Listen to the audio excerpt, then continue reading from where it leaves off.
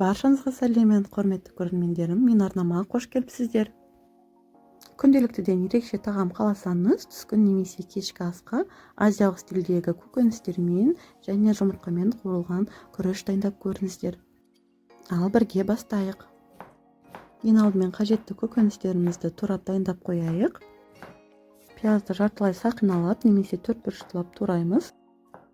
Сарымсақты да майдалап тураймыз, немесе қысқыштан өткізсеңіздер де болады. Сондай-ақ сәбізді және тауық етін төртбұрышты бөліктерге тураймыз.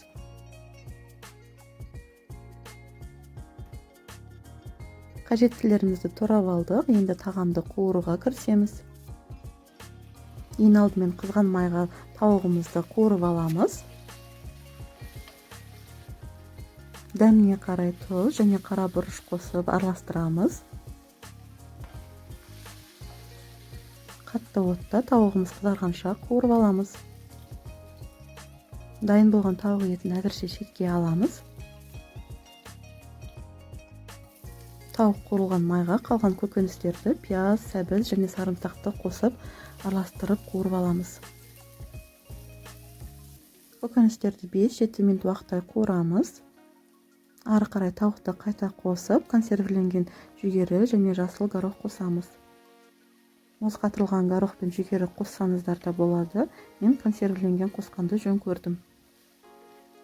Орташа отта 2 минуттай қуырып, көкөністерімізді шетке қарай жинап аламыз. Ашық жерге жұмыртқа қосып, араластырып қуырамыз.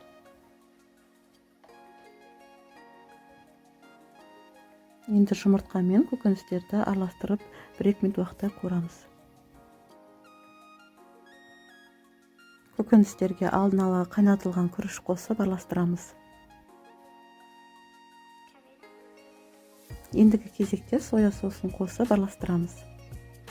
Егер де тағамның әші болғанын қаласаңыз, көкөністерді қуырған кезде әші қызыл бұрыш қосып қуырсаңыздар болады.